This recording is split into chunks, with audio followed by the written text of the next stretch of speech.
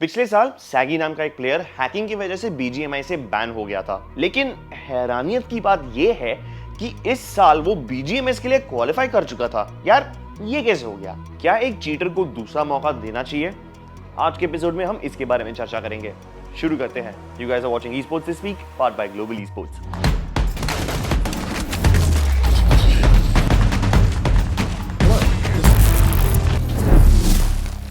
Before we start talking about the cheaters and the hackers, मैं पहले ना आपको कुछ अच्छी खबर देना चाहता हूँ। Global esports Phoenix Valorant team qualify कर चुके हैं VCD game changers APAC elite के लिए। And that's not all. हमारी BGMI की female team global esports Phoenix BGIS the grind के अगले राउंड के लिए क्वालिफाई कर गई है। We are very very proud of our girls, और हम लोग ये दिखाना चाहते हैं कि these girls can do anything that the boys can। ये गेम किसी भी एक जेंडर के लिए लिमिटेड नहीं है। We are proud to present to you Global Esports Phoenix. Welcome Ravina, Hakurain, Shriju and Wixen. BGIS The Grind के लिए हमारे दोनों लाइनअप्स अगले स्टेज के लिए क्वालिफाई कर चुके हैं। आप भी जल्द से जल्द BGIS के लिए रजिस्टर कर लीजिएगा। 2 अगस्त का इसका आखिरी रजिस्ट्रेशन डेट है, तो भूलना मत। अगर आपको इसके फॉर्मेट, रजिस्ट्रेशन प्रोसेस समझने में कुछ मदद चाहिए तो हमने ये वाला वीडियो भी बनाया है, वो भी देख लेना, आपको सब अच्छे से समझ में आ जाएगा। एक्चुअली देखें तो हम लोग अकेले नहीं है इस हफ्ते जो नए लाइनअप्स अनाउंस कर रहे हैं। वैलोरेंट में ना इंडियन टीम्स ऑफ सीजन की तैयारियां कर रही है, और वो भी काफी सारे नए लाइनअप्स तैयार कर रहे हैं। डेथमेकर एंड हेलफाइटर ज्वाइन कर चुके हैं true reapers. Meanwhile medal esports में आ चुके हैं साई और विम्प। अब इन दोनों टीम्स के तो दो प्लेयर्स रिवील हो चुके हैं, लेकिन बाकी के रोस्टर में कौन होने वाला है? कमेंट्स में हमें गेस करके बताओ कौन हो सकता है।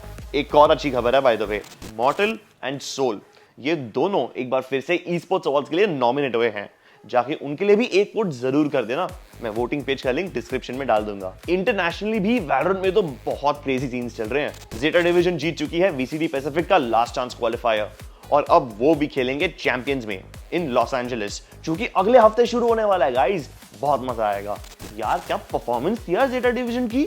उनने तो इतना अच्छा खेला कि उनके एक प्लेयर डेप ने एक वर्ल्ड रिकॉर्ड सेट कर दिया for the highest skills in a single map on land, जब वो RRQ के खिलाफ खेल रहे थे। अमेरिकास के LCQ से क्रू और EMEA के LCQ से जायंट्स भी क्वालिफाई कर चुके हैं फॉर लॉस एंजलिस, और अब तो बहुत मजा आने वाला है। I can't wait for next week. अब हमने अगर क्वालिफिकेशन की बात ही शुरू कर दी है, तो आ जाते हैं इस टॉपिक के मेन मुद्दे पे। एक ऐसे इंसान की क्वालिफिकेशन जिसने पूरे कम्युनिटी में बवाल खड़ा कर दिया। मैं बात कर रहा हूँ सैगी की। पिछले साल सागर कुमार उर्फ सैगी, जो कि at that time enigma gaming में खेल रहे थे, BGMI में चीट करते हुए पकड़े गए।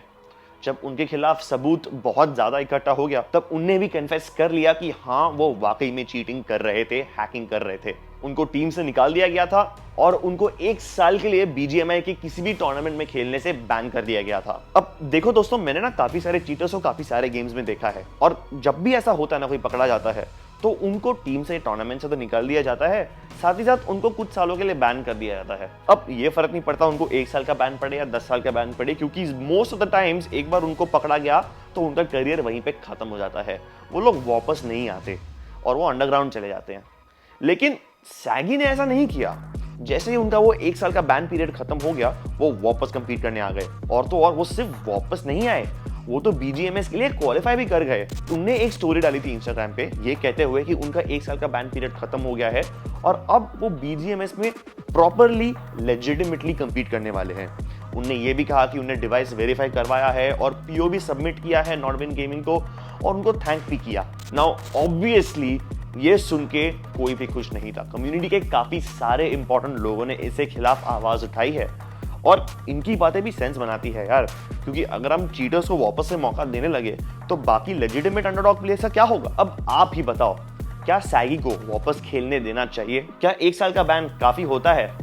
फॉर मोर कॉन्टेक्स्ट ना मैं आपको एक दूसरे बैन का एग्जांपल देता हूं। कुछ 3 महीने पहले यूरोप में एक PUBG मोबाइल की टीम गोट के 2 प्लेयर्स रे और पाइपर, वो दोनों भी चीट करते हुए पकड़े गए थे, और उनको 3 साल का बैन मिला। बट प्रॉब्लम ना सिर्फ यहाँ पे सैगी पे खत्म नहीं होती गाइस।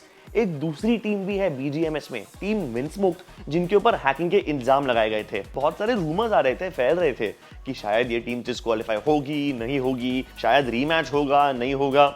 गाइस मैं तो कहता हूं इन सब रूमर्स में विश्वास मत करो और ऑफिशियल अनाउंसमेंट का इंतजार कर लो। देखो दोस्तों, मैं जानता हूं कि पिछले साल साइगी ने जो किया वो गलत था, लेकिन इसका मतलब ये नहीं कि हम अभी गलतियां करें by spreading rumours and spreading hate. आपको कंपटीशन एंजॉय करना है तो पॉजिटिवली करो और अपने फेवरेट टीम को सपोर्ट करो। अगर आपको आज का एपिसोड अच्छा लगा तो जरूर एक लाइक और शेयर करना।